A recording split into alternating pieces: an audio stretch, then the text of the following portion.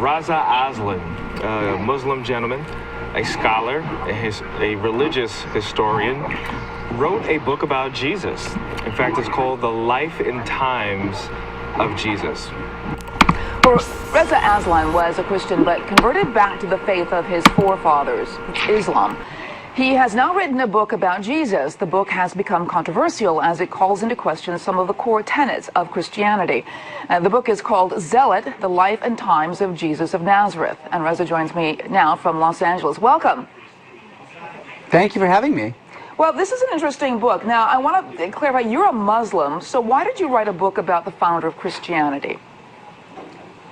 Well, to be clear, I am a scholar of religions with 4 degrees, including one in the New Testament and fluency in Biblical Greek, who has been studying the origins of Christianity for 2 decades, who also just happens to be a Muslim. So it's not that I'm just some Muslim writing about Jesus. I am an expert with a PhD in the history of religions. But I have been obsessed with Jesus. Though, it still begs the question, why would you be interested in the founder of Christianity? Because it's my job as an academic. I am a professor of religion, including the New Testament. That's what I do for a living, actually. So, I mean, it would be like asking a Christian why they would write a book about, Islam. I'm not sure about that. But honestly, I've been obsessed with Jesus for really 20 years. I've been studying his life and his work and the origins of Christianity both in an academic environment and in a personal level for about 2 decades. And just to be clear, this is not some attack on Christianity. My mother is a Christian. My wife is a Christian. My brother-in-law is an evangelical pastor. Anyone who thinks that this book is an attack on Christianity has not read it yet. First, I want to say with that clip, it is hilarious when she's asking him questions about why would you want to write a book, and you're a Muslim, why would you want to write a book about Jesus? And his eyes get really wide, like, because this is what I do. I'm a scholar. He's like, why are you asking me such stupid questions? Oh man, he was not prepared to be ambushed like that at all.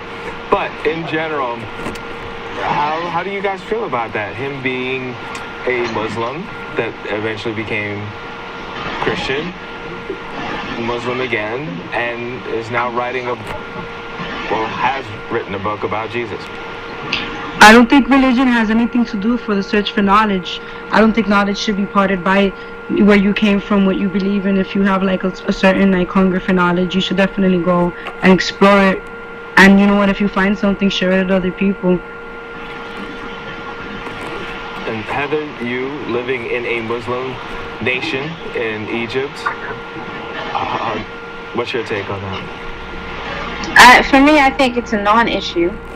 I think, first of all, he's a religious scholar, so why wouldn't he write about other religions? And secondly, being someone that's a religious scholar, you have to know about all religions, including your own.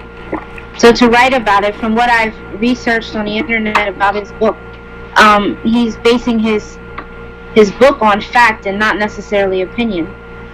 So I don't think that he's crossing the line, and I think it's maybe just the presenter's ignorance.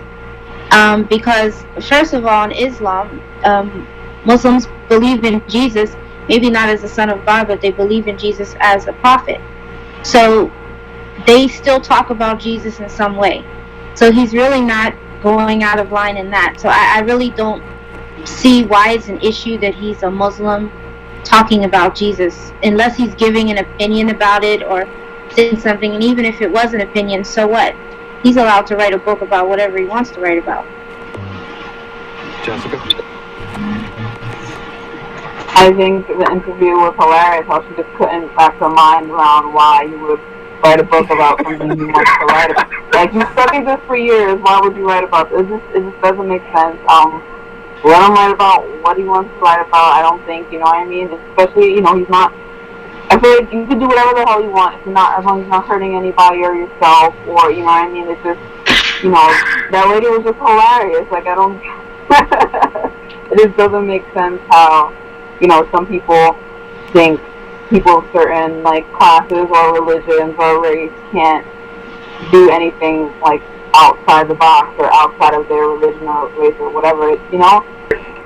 Yeah, I think that the fact that he's writing a book about Jesus and kind of the previous religion that he used to practice, I think that's interesting that, you know, he gives his own perspective on something that he went through, but now he follows a different religion. And of course, he's a scholar, so I think that it's totally, perfectly fine for him to write a book on that subject. When I first read about this article or heard about it, the first thing that came to my mind was that this anchor either has a serious problem, kind of tight with a lot of things, or you kind of have to question if the producers of the actual show directed her to give this sort of controversial interview in order to stir more ratings or something. But so you kind of have to think about that. What do you guys think about that aspect? I think you hitting that right on the nose was perfect. I think they wanted it to be bigger than what it is. If anything, it looks more like a gag reel or a joke clip because, okay, he wrote a book about Jesus, okay, and because I mean, if you look at it, when someone writes a book about so many different aspects of life, politics, no one asks them, well, what's your religion? You just take it for what it is on whatever topic they're talking about. So why all of a sudden, you know, they're trying to attack this gentleman? So No, the book itself, I'm sure the book is just very informational. I don't think it has any sort of, it was one thing if the book was very against a certain religion, or even then that's still one perspective, but if it was saying any sort of slander or harshness or sort of, you know, talking about terrorism or any sort of, you know, horrible thing in that aspect, then I can understand being questioned really harshly. But Karak seems like coming up like a little ignorant, just a little bit, just for making such statements as, you know, why is this guy writing a book about Jesus, you know, and a lot of the facts or the things that said behind Jesus, that, you know, Jesus is a dark-skinned man who's walked through the desert. He's not no blue-eyed, long-haired dude, you know. But if that's what the media wants to come and take it as, and not be open to the facts and not be open to the truth that they supposedly want to demand, then, you know, it just goes to show how far we've come, like as people throughout all these years, that we can't sit down and listen to a well-educated. Half of these people that are critiquing the guy haven't even opened the book themselves, haven't even read a few pages of the Bible. I feel like they should have no real say against this actual scholar who is dedicating his life basically trying to understand world religions. And actually, you know what, it would make a lot of sense for not only if they're Muslim, but if they're Buddhist, if they're anything, someone that did not necessarily believe in Christianity, to get their perspective. In fact, it should be embraced. And again, according to him, he wasn't really even trying to give his perspective, just a historical account of, I guess, the human side, or the, as you say, factual Jesus, rather than the faith aspect and the believing in him aspect. So, but it does bring about a bigger conversation. One of the reasons why I wanted to talk about this story, and you touched on it, Stephanie, when it comes to the media, again, media that millennials don't have control over, that's why we have this show, you know, to get that millennial perspective.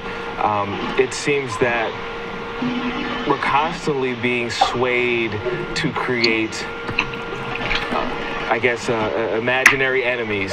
Whether the enemy is, you know, Russia, if it's North Korea, if it's, you know, if it's not a political thing or geographic thing, then it becomes a religious thing. What could we do to really connect with other people in our generation? What could we do to funnel through real information so we can make an educated, not say educated guess, but some sort of educated answer to all this energy going on, because the way it is right now, it's so difficult for us to put the pieces together.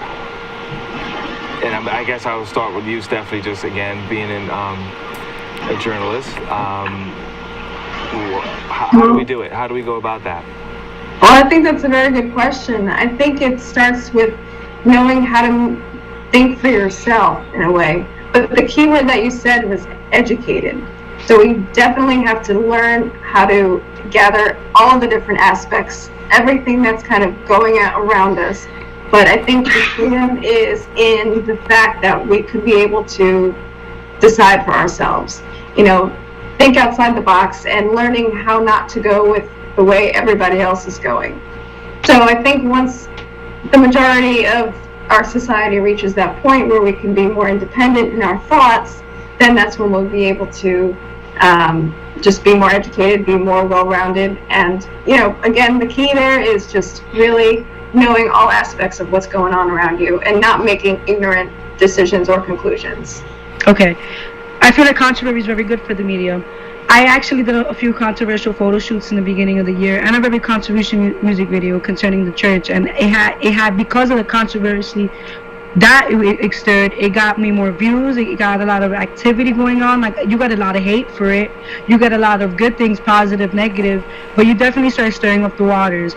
And you know what, it made upset a lot of emotions. It made upset from a humanistic perspective. It might upset an individual person, but as a whole, and as far as feeding into the media, it really does help. I feel like the media is based on these things like paparazzi, gossip. This is how a lot of us make our careers and make things like our website, and we're able to do all these things because people want to know, people want to hear, people want to be bothered, people want their emotions bothered. Nobody really wants... A good time is always a good time, but a bad time is something everybody can talk about. But I mean, you know, when you think of pushing the envelope, there are a lot of people that push the envelope just for those hits, or push the envelope just to sell records. It does get to a funny area when they're just, you know, where's the resolve? Where's the learning curve? You know, that could be just as dangerous. We wouldn't have heard about this controversy had it not been for these annoying reporters. Okay. We wouldn't have this conference call. A lot of people wouldn't be talking about it had it not been a controversial issue. Pretty sure if it was just a book on like cooking, it wouldn't have been that serious. A lot of people wouldn't be sitting here trying to talk about it or find, you know, learning curves or different ways to express how they feel about it. That is true. There's so many other outlets that just want to push buttons and get people talking, but if we're just talking just to talk, then what's the point? I think that, you know, we can use this controversy, and those of us who are interested in searching for different perspectives and opinions, we should use these mediums and get the truth out there and get, you know, different opinions out there, get people discussing things. Because a lot of people, they'll just, you know, watch one news network and that's where they'll get all their information. But for those of us who want to find out more, we want to hear different perspectives. We want to hear facts and opinions, and, you know, look at different, you know, media outlets, different articles. Those of us who are interested in researching, we're the ones who have to sort of start a discussion, start a fruitful discussion, because a lot of people won't take the initiative. So those of us that will, we have to continue, just like we're doing right now. We have different perspectives. We're looking at things from a different way. And I think more of this needs to happen. And we need to promote this. I don't know whether it's through YouTube or whatever, but this needs to continue to be promoted, so that people know, okay, well, I don't have to just get my information from one place. Right. And I can discuss my opinion. I can discuss what I think. And it's okay, you know. I think we should do that.